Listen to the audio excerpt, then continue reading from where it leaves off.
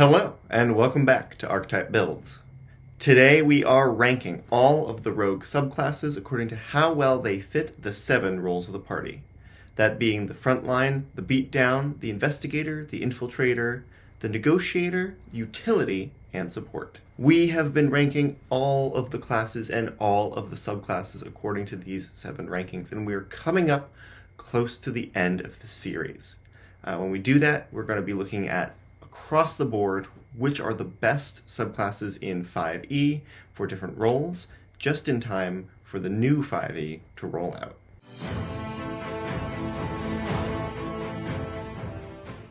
So of course we've got to start with the Arcane Trickster, perhaps the most unique of the rogue subclasses.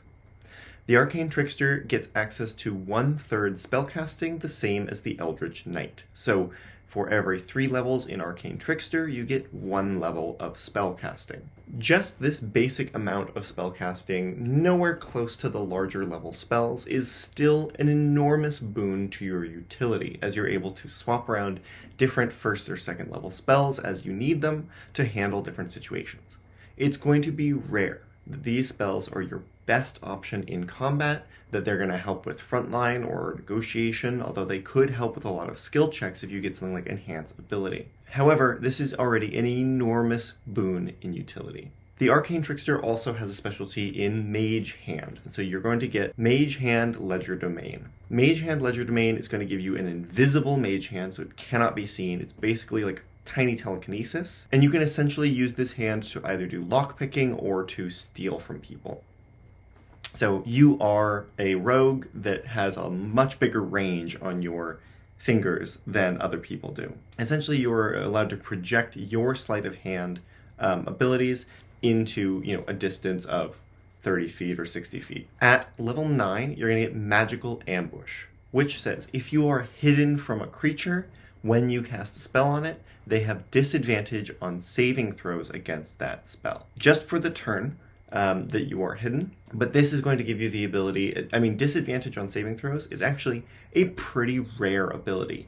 You can maybe grab it with the heightened spell of Sorcerer, but there's not many other things in the game that will do that for you. This is part of why Silvery Barbs is such a good spell, is because it allows you to break down that saving throw. The main issue here is that the spells that you want this to activate with, the good high level spells that require a saving throw, you do not get access to because you are a 1/3 caster. So at this level, you are getting basically 2nd level spells, right? Still, it's good for things like Hold Person, perhaps, or Charm Person, or something of that nature. At 13th level, you get Versatile Trickster, which is going to allow the Mage Hand to distract an opponent that it's within 5 feet of, giving you advantage on your next attack roll.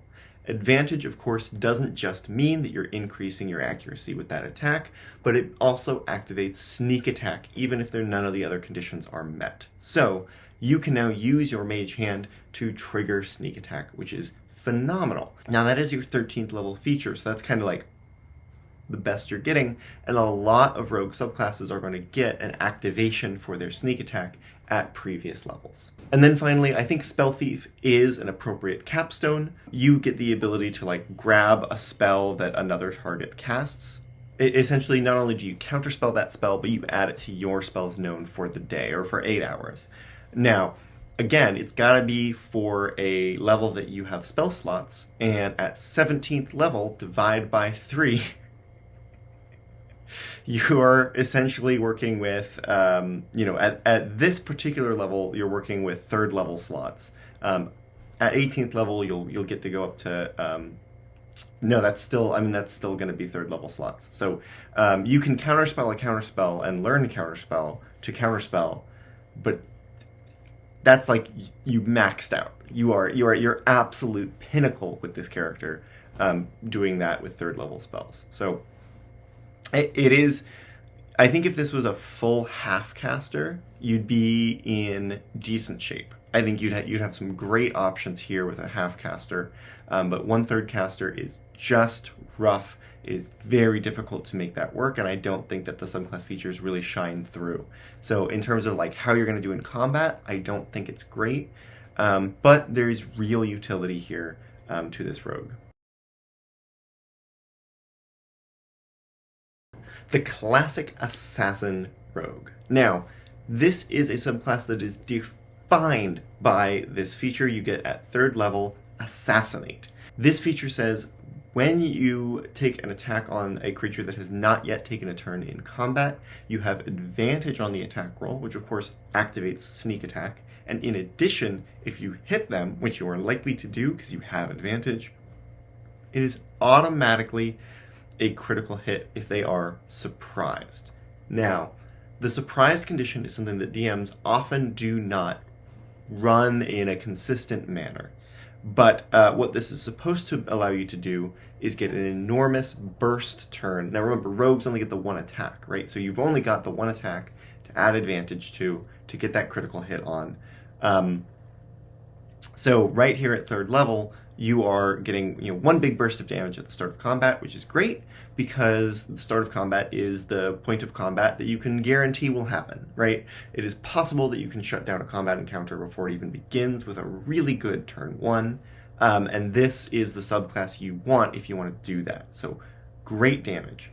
The issue you're going to run into here, obviously, is that as you continue to go up in level, that sneak attack die is scaling pretty slowly, and this is mainly your only damage feature on this class. So at this point, that you're looking at like an extremely slow growth of damage. So what most people do is they multi-class, right? Assassin, you grab those first 3 levels and you go elsewhere. And you pick up that multi-attack, and you pick up Gloomstalker for the extra attack at the start of combat, and they're all critical hits, and you get to have a blast, right? But we are not evaluating multi-classing in this series, so I can't look at multi-classing, so I can say at very early levels, the Assassin is an extremely potent damage dealer, but that will taper off. You're also going to get proficiency with a Disguise kit and a Poisoner's supplies, or a Poisoner's kit. That's fine, good. I'm going to say good is what it is. It is very tempting to poison your weapons, right, with this build because of the crit. I think tables will vary on whether poison damage doubles on a crit, but probably most tables will say no, unless you have a fun DM, in which case this is going to be a great subclass. At 9th level, you're getting your Infiltration expertise. This gives you the ability to unfailingly create false identities for yourself.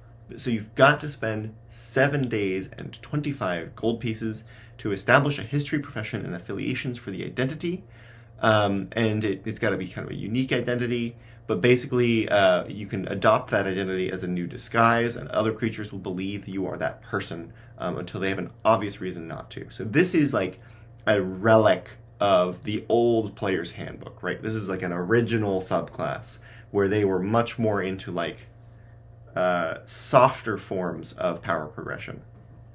So what this is essentially saying, right, is so you've got the Disguise Self spell where you can look like somebody else, but it's sort of like, this is a stranger, I've never seen this person before, I don't know them from Adam. The only reason you use the Disguise Self spell is so that they don't see that you and the person you're pretending to be are the same person, right? So it's like for people who know you.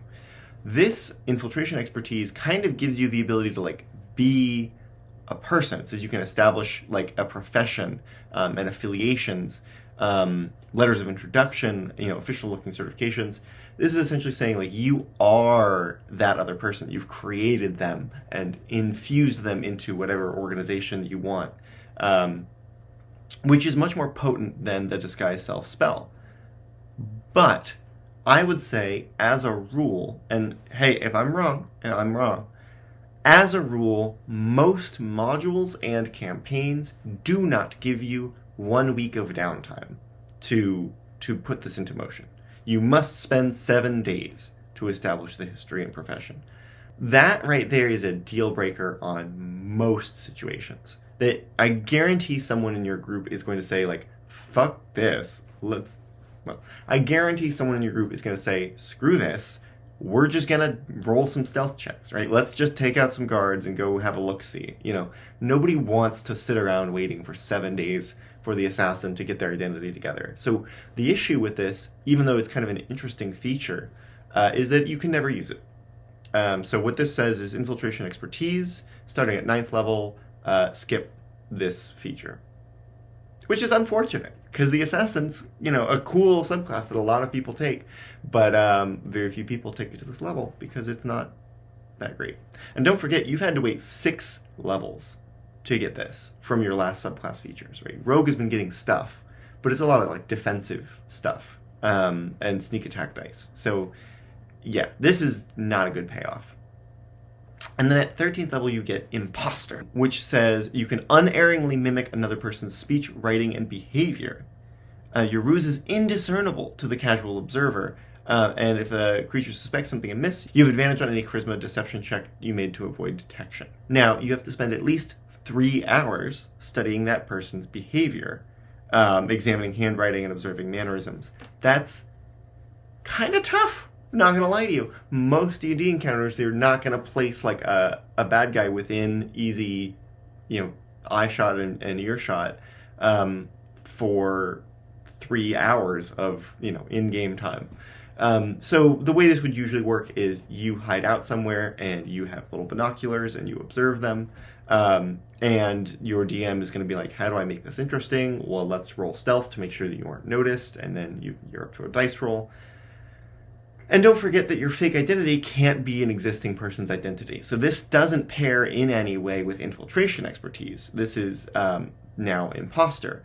Not the appearance of that imposter, just the speech, writing, and behavior.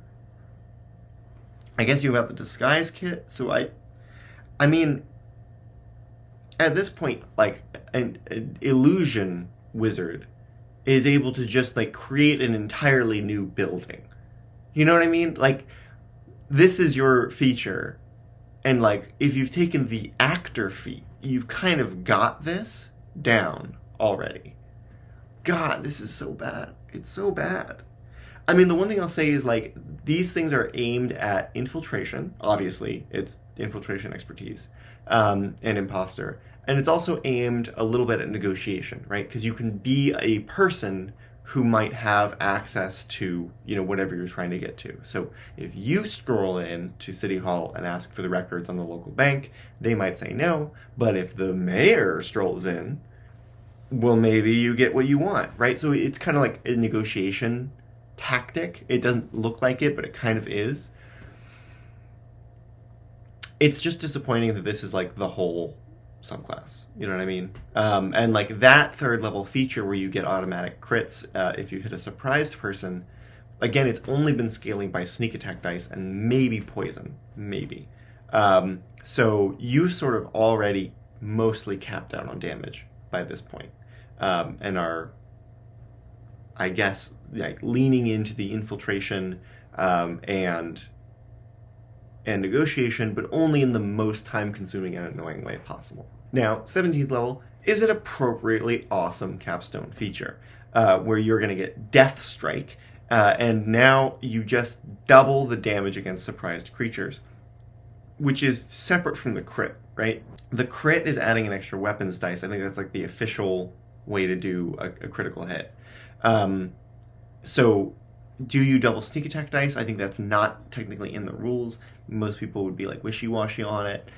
Do you double poison damage? Probably not, unless you have a really cool DM. So, like, rules as written, you've probably been using like a D8 weapon and adding an extra D8 on those hits. Well, now you're just doubling the whole deal. And that's going to be colossal, because your sneak attack damage dice at this level are like, a huge amount. And then potential poison damage is huge if you're able to like play that into your character. So you're probably crushing that 1st level in combat. Like the bump in damage for your assassin rogue from level 16 to level 17 is enormous. Of course, it's at level 17, right? So it is but a glint in the eye of most players most of the time. But yeah, I mean, that it's cool, right? So I'm gonna make a confession. I think the Inquisitive Rogue is like one of my favorite rogue subclasses. Whenever I am like coming up with a new character that's a rogue, I almost like lean into it, and then I like catch myself and pull myself back, because I love all of the features, but like in play, you don't feel this subclass the way that you feel others. So let me explain. At level 3, you're going to get 3 features. Ear for Deceit is going to give you basically like a reliable talent for determining if someone is lying. So you're taking the insight skill, and you treat a roll of 7 or lower on the d8 as an 8.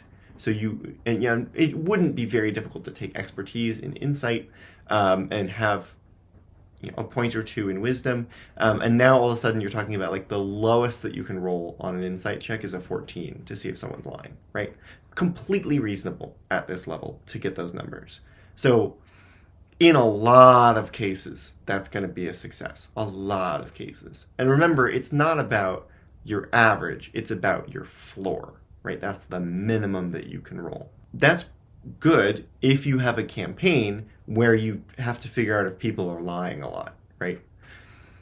Next, you're going to get Eye for Detail, which says you can make a bonus action to make a perception check to spot a hidden creature or object, or make an intelligence investigation check to uncover or decipher clues. Now, in what circumstances do we care if we use a bonus action instead of an action to make this skill check? In combat, right? You are more or less adding to your cunning action. Doing this, adding like perception checks for hidden objects and investigation checks for clues or to decipher clues. So you're essentially taking that opportunity in combat to look around and do this kind of stuff, and kind of give the like out of the corner of your eye notice things. So you would only do that if you feel like you're pretty sure there are hidden objects or creatures, or you need to decipher these clues in this combat in order to resolve the conflict or something, which is pretty situational. It's a cool idea and I like it a lot, but it's like, even in a campaign that's like built around this, it will come up like twice, you know? And there's always a chance, right? You're rolling a dice, right? There's always a chance you take your bonus action in the middle of combat to look for hidden creatures, and you roll perception, and you don't do well. Could happen, which is a bummer, right? Now, it's true of an extra attack and stuff like that, but like, you know, it's not even saying like you're in those situations where this is applicable, you're guaranteed to be helpful. It's just saying you've got a chance. So that's a bummer, in my opinion. And then on 3rd level, you get Insightful Fighting, which I think is great. You essentially make an insight check, which is why you'd want a high insight on this character. An insight check against a creature you see that is incapacitated, contested by their deception. So they actually get to like fight you on this, but they're using their charisma, which is actually one of the lower overall stats that monsters tend to have, right? They tend to have very low charisma generally, unless you're up against a charisma-based spellcaster. So if you succeed, sneak attack against that target is automatic, even if you don't have advantage on the attack roll, not if you have disadvantage, which is pretty rare. So you're pretty much giving yourself sneak attack for a minute against that target for this roll. And again, you're probably taking expertise in insight if you're taking the subclass. So it is not unreasonable at this level to be adding, 6 or 7 or 8 to that roll, which is pretty high. At 3rd level, that's pretty high, right? So a lot of times you're going to get this and you're going to be self-sufficient with sneak attack. You're going to be able to give yourself sneak attack as long as you're training on, that one, right? So what do you choose? You choose the boss, right? There's a big boss with a bunch of goons, and you choose the boss. You do insightful fighting, and you're just firing away at that guy with your ranged weapon or stabbing him, and getting that sneak attack, even though there's no one to help you get it. So I think that's pretty good, and that's pretty cool, and I like that it lasts a minute. It makes you a little less flexible, because you're not able, suddenly a wizard pops out behind the door, you're like, well, I'm not going to get sneak attack on the wizard, and I am going to get it on this guy, so I'm going to keep getting this guy. You're sort of stuck into your decision. I like to think of that as like a very focused fighter. So you can imagine like where this subclass thrives, just taking the 3rd level features, is like in boss fights where there is like hidden stuff around the room, right? So you got a boss, you got henchmen, you're whittling down the boss with your action and taking your bonus action to like look for hidden stuff around the room, or like decipher clues to figure out some big secret. And like it's so cinematic.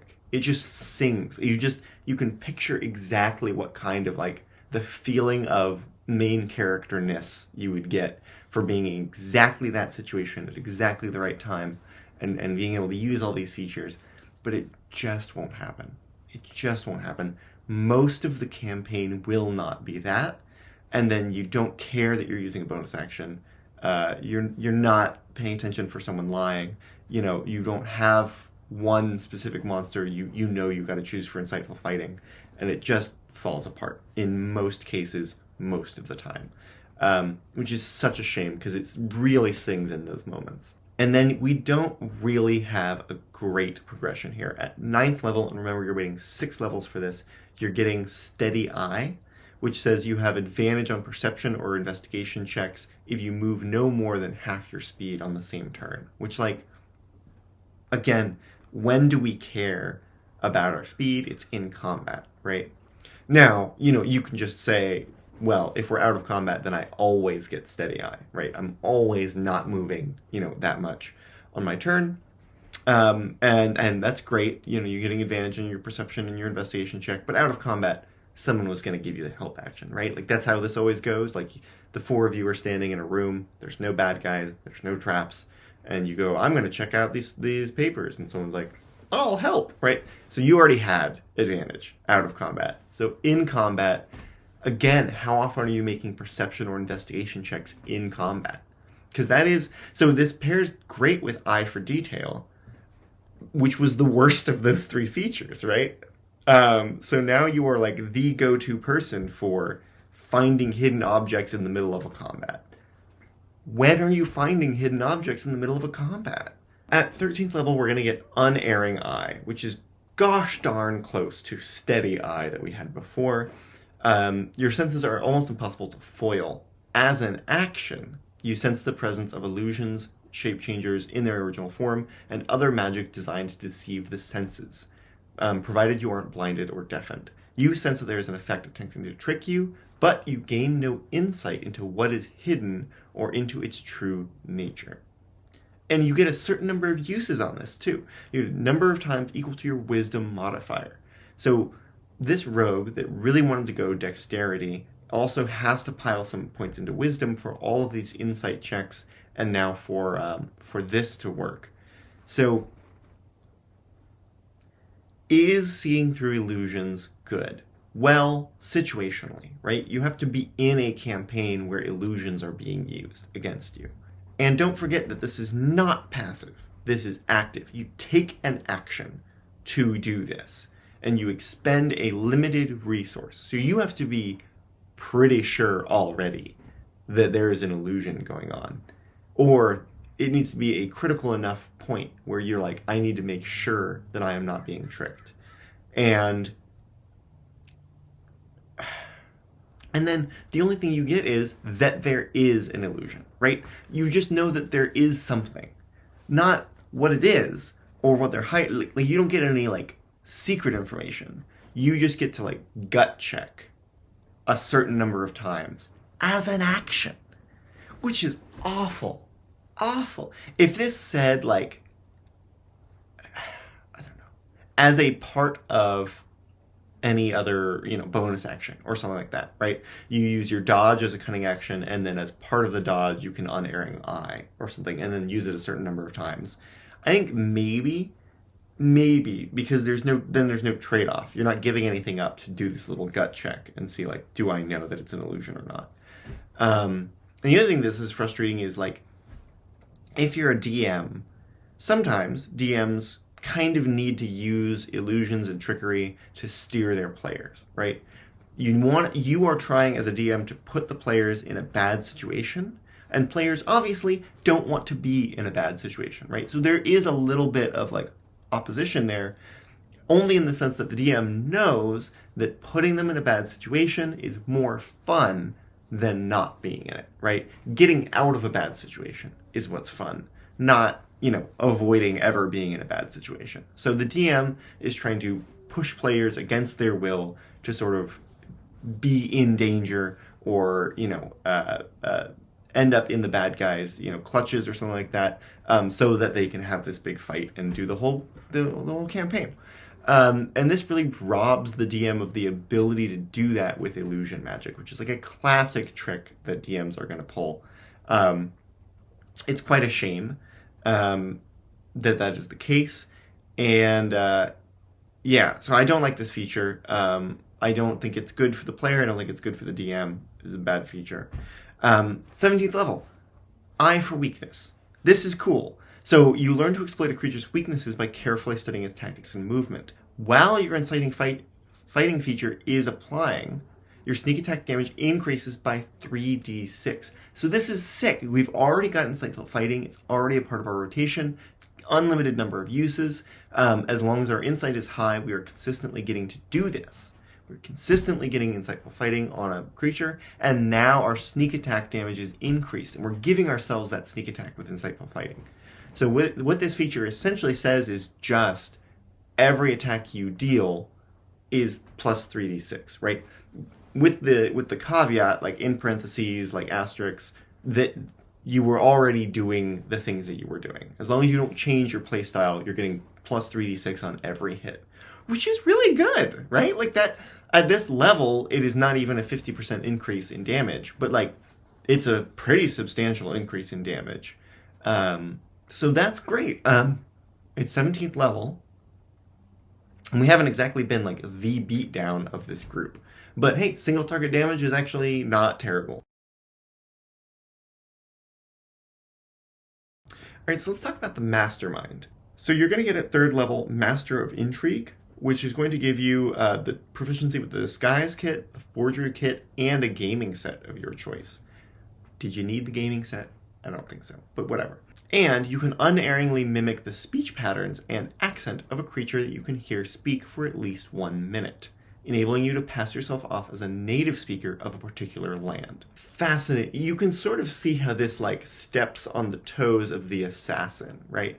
Both of these subclasses seem like they get proficiency with 2 kits, including the Disguise kit, and they're like sort of picking up the mannerisms of a target. Now, Mastermind's getting all that at 3rd level, I think making it a little bit better than the Assassin at that particular thing. But we will see if they continue to double down on it or spread their features in a bunch of different directions. Master of Tactics. So this is the other 3rd level feature. Starting at 3rd level, you can use the help action as a bonus action. Very good. And when you use a help action to aid an ally in attacking a creature, much more specific case of the help action, the target of the attack can be within 30 feet of you rather than within 5 feet of you. You extend the range to like 30 feet for your help action. You can easily imagine this being like someone like calling out to an ally, like encouraging them to do X, Y, or Z, right? It sets up almost like a out of combat utility, in combat support type playstyle. What we're lacking here is we're lacking the oomph of an assassinate or a 1/3 spellcasting, or even an insightful fighting, right? I kind of think there is no big 3rd level feature for the Mastermind. The help action might be it, but that is a tragically low level of power for a subclass. So I kind of think the Mastermind needs something else at 3rd level to really compete with these other subclasses. At 9th level, we have Insightful Manipulator.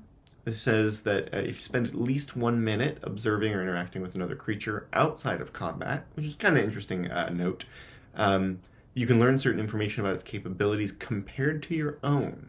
So the DM tells you if the creature has equal, superior, or inferior in regard to 2 of the following: intelligence, wisdom, charisma scores, class levels, if any. Now, the thing that sucks balls about this feature is that it is relative. If you could say, what is this creature's charisma score, and after a minute you get back a 14 or an 8 or whatever, that's potentially quite useful. If you've got a 10 charisma and you ask that question and GM just says more, it could be an 11, it could be an 18, it could be a 25, and this is a secret Feylord, right? There's so little. And then class levels. You're a rogue. You're a rogue. So everything that's not a rogue is just going to be like they've got more class levels in things. I don't know if it means like character levels, right? Because that's how you would write it, is like character level. So you would see like, is this person a higher level than I am? But instead it says class levels. So like I think you have to ask like, is this person a higher level paladin than I am? And your DM is like, well, you have 0 levels in paladin, so yes, they are. They're a first level paladin or something. Is this person a higher level rogue? Probably not, right? Probably not the case. So yeah, this sucks. This is a shitty trait. It takes a minute of observing, which is like awkward to arrange and figure out. And then after the minute of observing, I don't think it's very useful. You compare this with the Battle Masters feature that's extremely similar. It's also 1 minute of observing. Man, the information you can get about a target from the Battle Master observing, like their AC. I think they've got like a couple of other things, but like combat useful information potentially. And there's just none of that here. It's such a shame. This is such a bad feature. So misdirection is tragic for a different reason. So what misdirection says is when you are targeted by an attack, while a creature within 5 feet of you is granting you cover against that attack, you can use your reaction to have the attack target that creature instead of you. So, small thing, but it uses your reaction, right? So that's gone. Rogues famously love using their reaction for opportunity attacks because the sneak attack can apply more than once per round, but not more than once per turn, right? So if a reaction happens on someone else's turn, you get sneak attack again, and that is the lion's share of your damage. So the reaction is actually kind of important here. The other thing, obviously, the big one, is a creature granting you cover against the attack. So I know that you're supposed to do this. I know that you're supposed to do this. And I'm sure a lot of tables do. I'm sure a lot of tables go like, here's the archer, here's the target, is there someone in between? That gives them cover, +2 to AC, whatever. At my tables, we forget the cover rule all the time. All the goddamn time. It is not clear to me whether this is something that like a character is voluntarily doing, like hey, I'm going to stand in front and give them cover, or if it just automatically happens whenever a projectile like is there's another creature in the way, and like how does elevation affect that? It's just not the easiest thing to deal with, and it's kind of operating at this fringe of the combat mechanics a little bit. And obviously what you want is you want to do this against an enemy, right? So you want there's an enemy orc standing right next to you, and you go arrow hit him, and then you get this fun moment of like, John Wick using the body shield or something. But you don't want to be within 5 feet of an orc if you're this character. You've nearly no combat ability. You're doing the help action from 30 feet away, right? You are cowering behind some rubble using the help action from 30 feet away. Or if you are in the mix of things, you want that reaction for the opportunity attack. Of course you do. So this is trash as well. So like throw out the 9th level feature, kind of throw out the 13th level feature. I don't even know if you need to throw out that like 3rd level feature. Like there's not a lot going on here. And then Soul of Deceit at 17th level. Your thoughts can't be read by telepathy or any other means. Boohoo, whatever.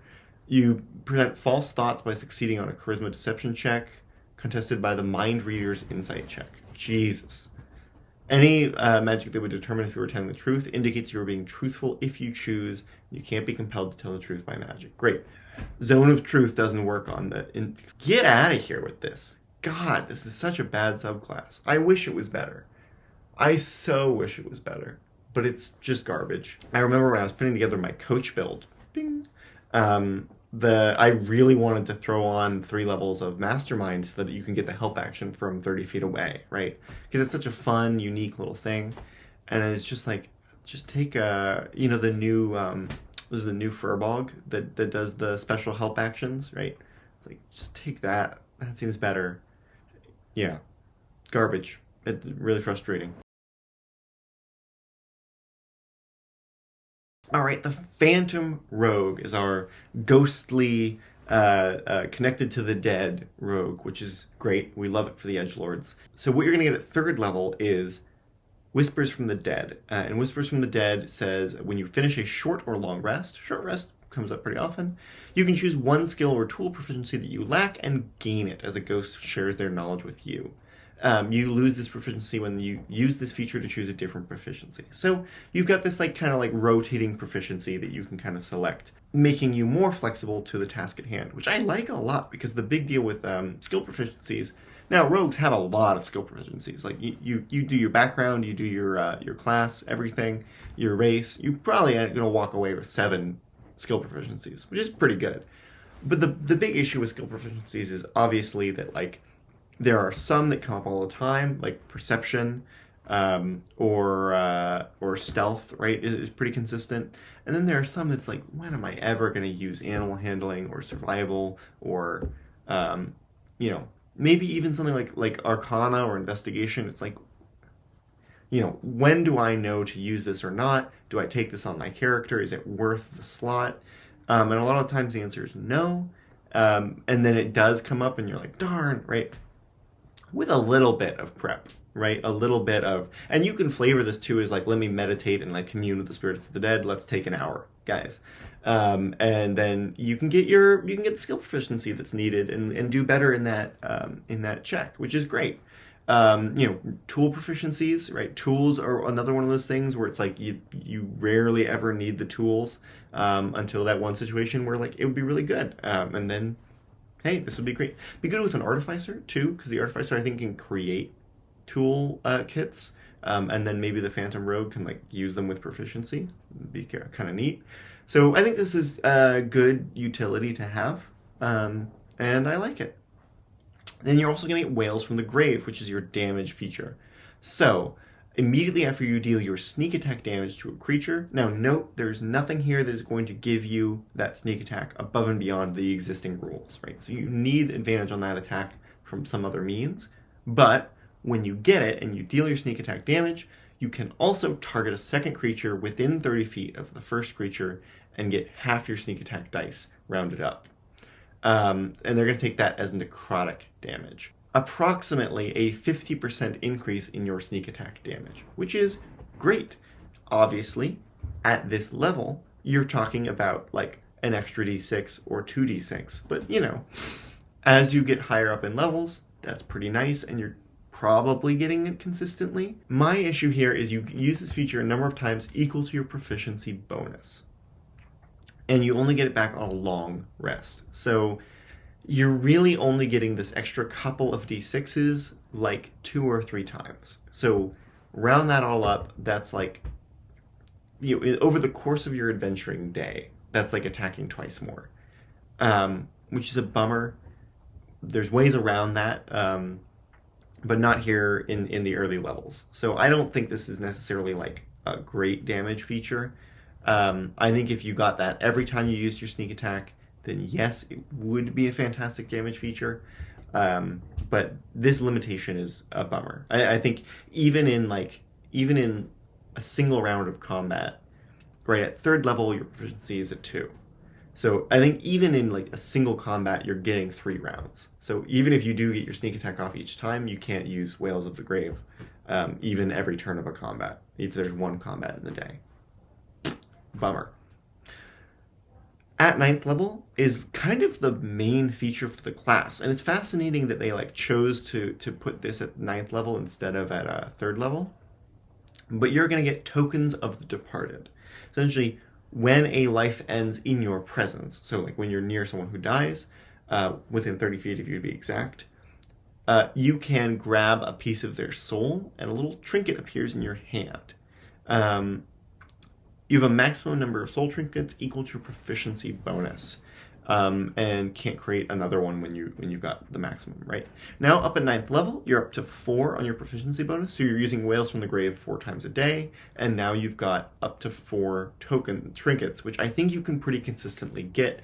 D&D involves a lot of death, and even when it doesn't necessarily say what type that life has to be, so this is also vulnerable to the bag of rats problem, which if you're not familiar is can this feature be abused by having a bag of rats? So grab a rat out of the bag, cut its throat, grab the soul trinket.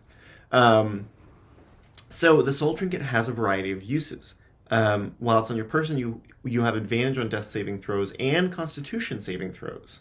So that's just passive. Just from having a trinket on your person, you get advantage. And advantage on death saving throws is like good because it means your chance of actually dying is like way reduced. I don't know what the exact math is.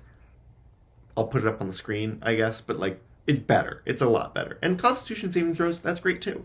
Constitution saving throws are not the sort of thing you want to be failing. So great stuff. And that's passive. When you deal sneak attack on your turn, you can destroy a soul trinket and immediately use Wails from the Grave without expending a use of that feature. So now we're starting to get a little bit of those, like, we're consistently using Wails from the Grave, and as long as we keep killing people, which, like, we're using Wails from the Grave, that's certainly what we're trying to do. As a reaction, we're grabbing those souls, so that's a bummer. But we're grabbing those souls, and then that's refreshing our uses of Wails of the Grave. So now we're kind of cooking with gas. And now, our proficiency bonus is 4, so we've got 4 base uses, 4 trinkets that we can have, and we can keep refreshing those trinkets with dead people. So I think consistently now you're dealing some extra damage. And don't forget, your sneak attack is scaled up. So not only are we getting a lot more uses, but those uses are dealing more damage. So I think this is pretty good now. You're in a pretty good spot with damage. You do have to be careful about the resource management, but hey, you were a rogue. You didn't have a lot of resources in the first place. I think this works. And then this third use is fascinating. When, as an action, you can destroy one of the soul trinkets, and when you do so, ask the spirit associated with that trinket a question. So you kind of keep track of whose souls you have in your little soul trinkets, and then if there's an important person who died, you can crunch it and ask them a question, and kind of get it like a mini speak with dead with that person, right? And it says it is under no obligation to be truthful, but it answers concisely, eager to be free. So it's not going to give you a long-winded lore dump, but it might give you a specific answer if it doesn't, mind the question. So this has some potential uses for a couple things, right?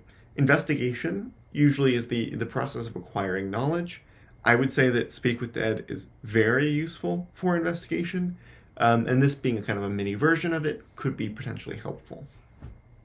It's also worth noting that, like, Speak with Dead is a 3rd level spell slot, and this is just like one of your soul tokens, which you can refresh with, as we talked about, like animals. So yeah, not a problem for you to be expending this resource to do it. So it's a pretty cheap information gathering tool if you can kill a person who's important and knows the stuff that you need to know. So that's pretty good.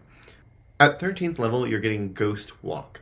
So as a bonus action, you can phase into the realm of the dead, assuming a spectral form. You've got a flying speed of 10 feet, you can hover.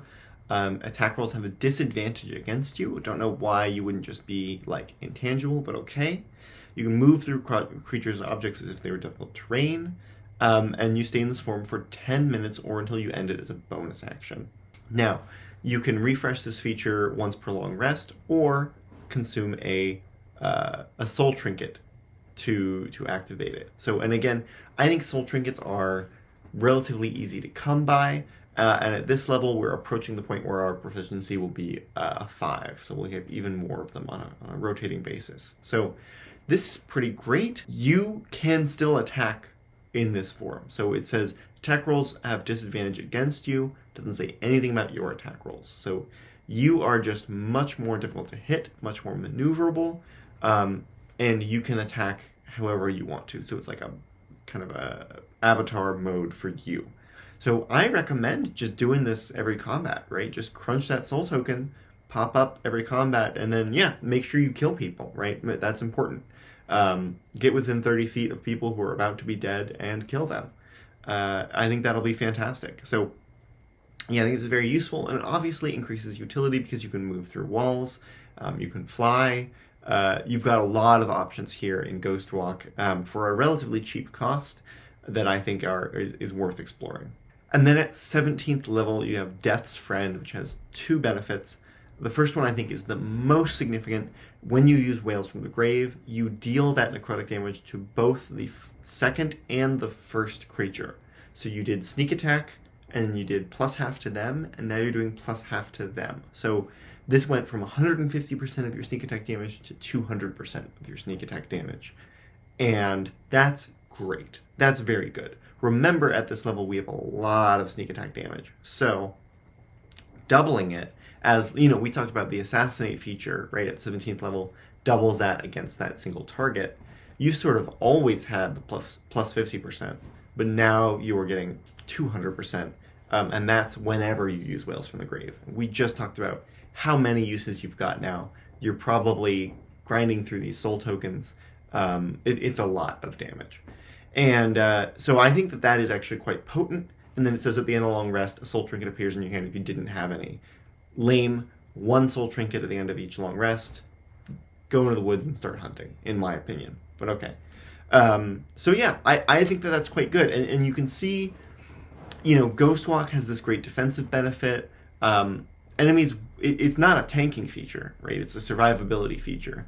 But that survivability is in place so that you can keep doing damage. Right? That's the important thing to keep in mind here, is the reason you're using Ghostwalk is not so that you are the tank of the party and everyone's got disadvantage on you. It's so that you don't go down while you are dealing damage. That's why you're doing Ghostwalk. So you've got a lot of damage and you've got it consistently, which is really good. You've got your rotating skill to help out with utility, and you've got a lot of maneuverability and infiltration potential here as well. So I think this is quite a good subclass, in my opinion, when you take everything into consideration. It's not S tier in anything. It doesn't even come close. I wouldn't take this as an S tier damage dealer or an infiltrator or anything else. But hey, it's good at a few things, and it's got well-tuned mechanics for those things. All right, the Scout. Skirmisher. You can move up to half your speed as a reaction when an enemy ends its turn within 5 feet of you. This movement doesn't provoke opportunity attacks. Great. Enemies can't get close to you. Don't choose a melee build. Don't choose a melee build. Don't do it. Survivalist. When you choose this archetype at 3rd level, you gain the proficiency in the nature and survival skills. Your proficiency bonus is doubled for any check you make on use either of those proficiencies. So, you get expertise in nature and survival. I don't know why it didn't just say that, but you get expertise in those two skills. Nature and survival are typically not super helpful, but expertise in skills is very good. So this averages out to an okay feature. Superior mobility. At 9th level, your walking speed increases by 10 feet. If you have a climbing or swimming speed, this applies to that as well. Boring. Very boring. Incredibly boring. Terrible 9th level feature. Awful. Hate it. Ambush Master. Starting at 13th level, you excel at leading ambushes. You have advantage on initiative rolls. In addition, the first creature you hit in the first round of combat becomes easier for you and others to strike. Attack rolls on that target have advantage until the start of your next turn. Remember, advantage is advantage activates your sneak attack, and this helps. This is the entire party, right? So the first creature you hit in the first round of combat. So you are activating everyone else's advantage on that creature. So you help your whole party to like dive in on that one person, which is really, really good. And advantage on initiative rolls is really, really good, right? So now you are like kind of looking to like hit one person, then everyone dogpiles on that one person, and you wipe them out before that fight has like fully begun, right? So that's a good feature. Is it at 13th level? Yes, it is. Yes, it is at 13th level. The first good feature of this class is at 13th level. Sudden Strike at 17th level. You can strike with deadly speed. If you take the attack action on your turn, you can make one additional attack as a bonus action. Hey, love that. This attack can benefit from your sneak attack, even if you already used it this turn, but you can't use your sneak attack against the same target more than once in a turn. So, essentially, if you attack 2 different people, you can make 2 attacks, action, bonus action, which is amazing. It's really great. It's in line with the other capstones for Rogue, but again, you've had to sit through a more or less useless 3rd level, more or less useless 9th level, in order to get to this. So like maybe in a one-shot, you might choose a Scout Rogue, but in no other circumstances would you choose a Scout Rogue. I also, just something I have to say, I can't believe that a scout doesn't get the perception skill automatically. Like a scout. Like what is a scout if not someone who looks at stuff? I don't... Unbelievable. Okay, the Soulknife. Lots of abilities here. So, psionic power. You're going to get some psionic dice that you can spend on stuff. What stuff? Glad you asked. Knack. When you fail an ability check using a skill or tool with which you have proficiency, you can roll a psionic energy die and add the number rolled to the check, potentially turning it into a success. You only expend the die if the roll succeeds, which is nice. So whenever you fail, if it's an important roll and it's worth spending the dice, you can roll it, and if it didn't help, then you don't expend it. So that's great. So your skill checks are, generally speaking, getting an increase here, only on the proficient ones. Now, many cases where you're proficient, you will have already succeeded. Many cases where you did not succeed, you will not succeed again because of the dice. I would say that the overall proportion is like in the ballpark of 25% of those rolls, right? 25% of the time, this will make the difference, which is good. It's good. It's a good feature. Psychic Whispers. You establish telepathic communication between yourself and others for quiet infiltration. As an action, you choose a number of creatures you can see, up to a number of creatures equal to your proficiency bonus, and roll one psionic energy die, and you get a connection between those creatures for a number of hours equal to the amount rolled. So the range is a mile, the number is proficiency bonus, and the duration is the roll of the dice in hours. So if you only need 1 hour, you're guaranteed that, which is fantastic. And this is, of course, the closest you're going to get to the walkie-talkie system from like every action movie you've ever seen, where they like press their ear, they got a little earbud in that like does radio communications all over the place. Yeah, so everyone gets the telepathic communication with everyone else. It's very, very useful. Very, very good. I feel like most of your dice are going to go towards Cybolstered Knack. You probably are using this like once a day, maybe. And remember, this is twice your proficiency bonus. So you're starting with 4 die. And so if you're using 1 a day on Psychic Whispers, then the rest are going towards Cybolstered Knack. But you also get another feature at 3rd level. Look at this! A real 3rd level of features, unlike the Mastermind. Psychic Blades. You can manifest a psionic blade of energy, and when you take the attack action, you can do this as part of that action. It doesn't like you do this as part of your attack is creating the blade. Simple melee weapon, finesse and thrown properties, normal range of 60 feet, no long range. On a hit, it deals psychic damage. The blade vanishes immediately after it hits or misses a target and leaves no mark. So it's this fun little it's a great way to kill someone if you don't want it to be apparent that it was a murder. After you attack with the blade, you can make a melee or ranged weapon attack with a second psychic blade as a bonus action on the same turn, provided your other hand is free to create it. And then you get a reduction in damage. So how is this as a damage thing? Well, now your damage isn't increased on that second attack, it's decreased, right? And you can't use sneak attack. So you're probably talking about 5 or 6 damage on a hit with your bonus action if you do this, which is not super competitive. At 3rd level, it does represent a substantial percentage, but remember your ability score is not going to scale that high, right? You're going up 1 or 2 at most over the course of the next 10 levels. You're not getting that extra sneak attack die on a second attack. So I think maybe at 3rd level it's useful to do 2 Psychic Blade attacks. I would hope that at some point in your journey, in your character's journey, by 10th level you're not doing this, right? You're just simply not. Because it's small. It's a small amount of damage. Even a maxed out ability score, on average, that's 7 damage that you're dealing with that bonus action. It's pretty sad. It's worth just doing a dodge action, right, as your bonus, or a hide action. At 9th level, you get Soul Blades. So now you know what you were doing with skills, where if you failed, you could add the psionic die. Well, it's that with attacks now.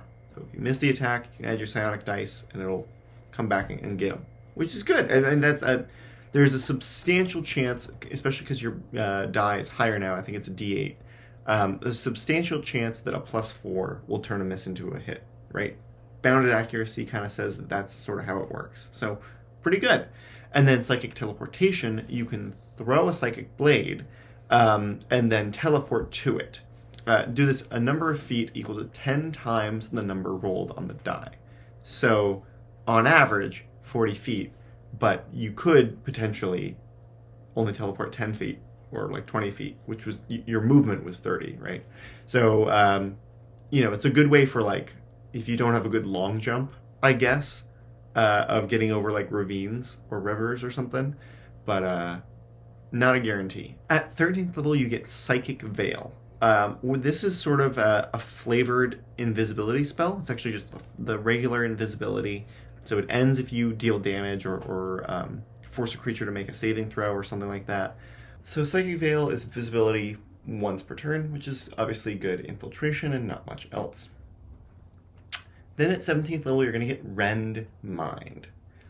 You can sweep your Psychic Blades directly through a creature's mind. So when you use Psychic Blades to deal sneak attack damage to a creature, you can force that creature to make a Wisdom saving throw, and if the save fails, the target is stunned for a minute. They repeat the saving throw at the end of each of their turns, ending the effect on a success.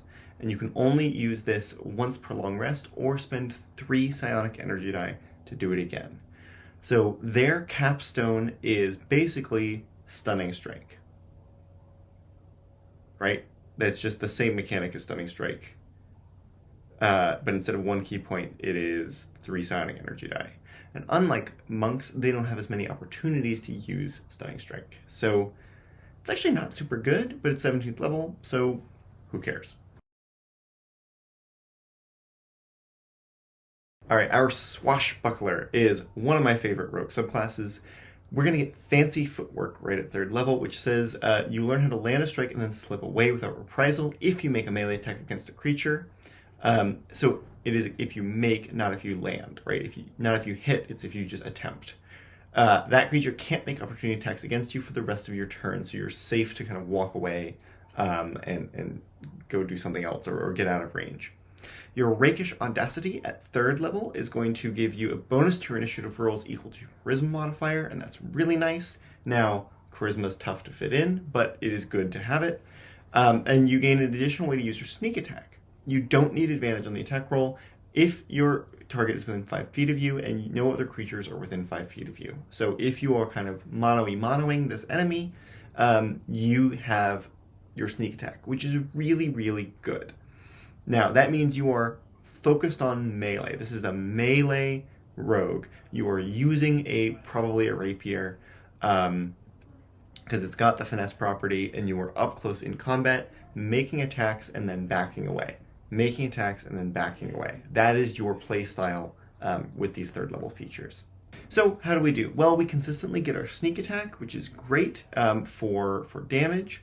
And then we have a reasonable amount of survivability with this disengage so that we are surviving long enough to continue dealing that damage. Now, at 9th level, you're getting a feature that is actually relatively rare in D&D, which is a soft taunt feature. Panache says that you can make a Charisma Persuasion check against an opponent's Wisdom Insight, and if they fail, they have disadvantage to attack anyone other than you. This is kind of a taunting, literally like a taunting mechanic.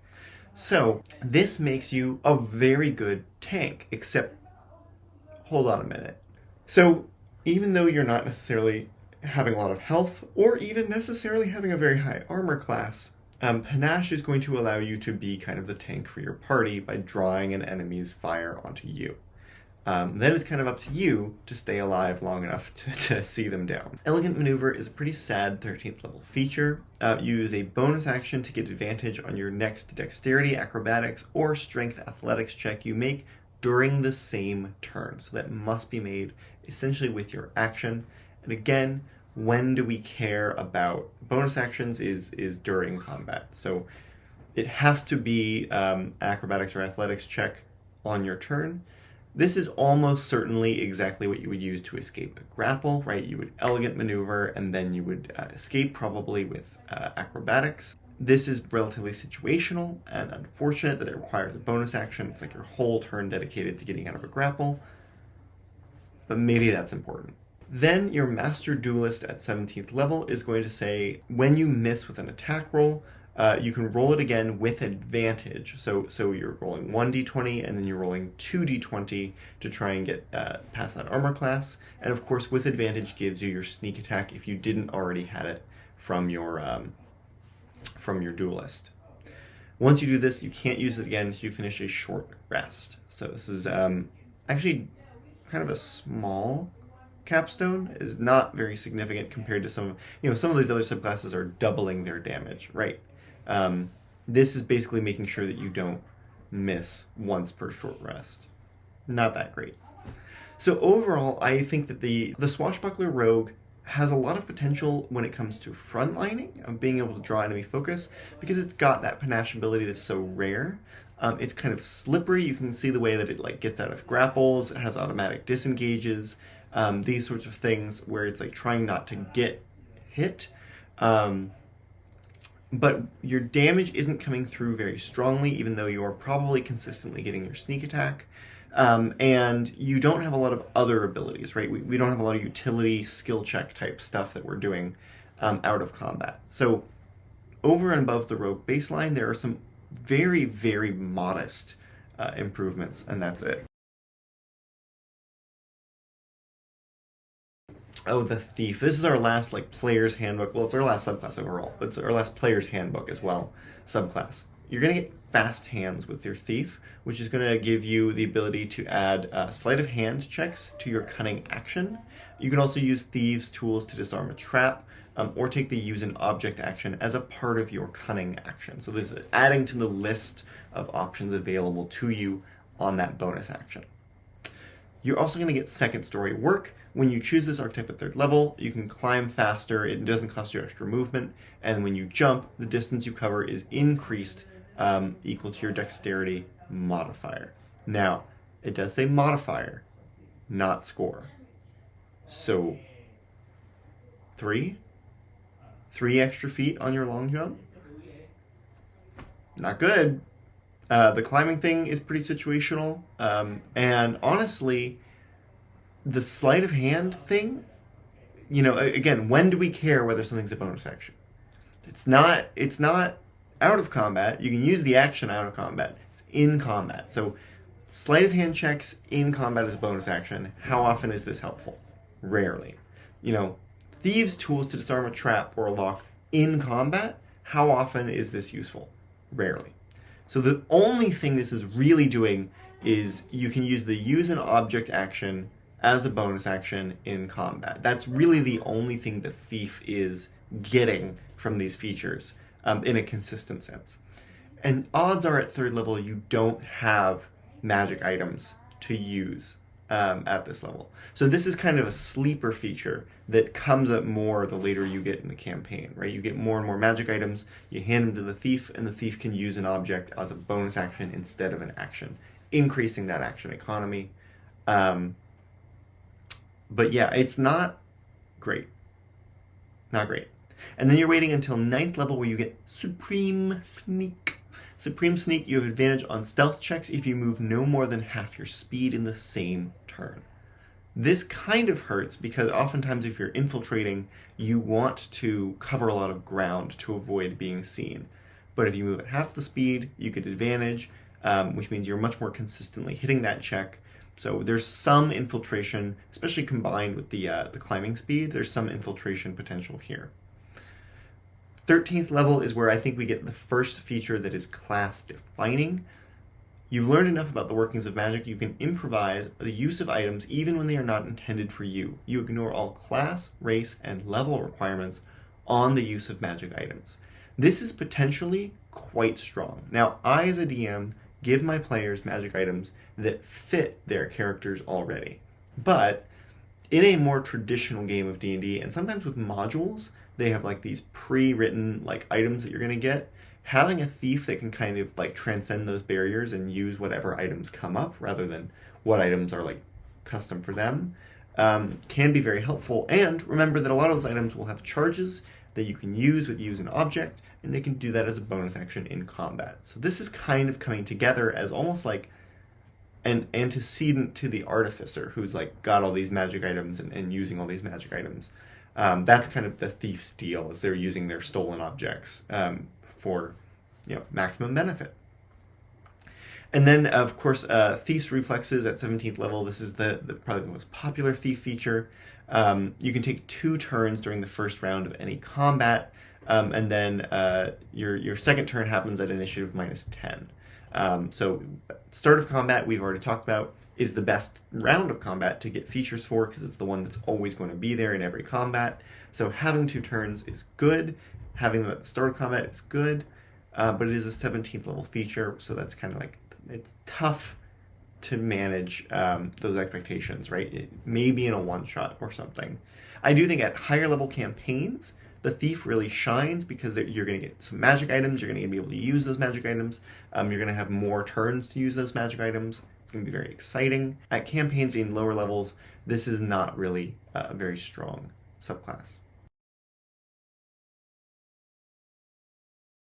So that's it. That's the Rogue. One of the things I think I appreciate about the Rogue subclasses that have come out is they sort of play with a lot of different mechanics, right?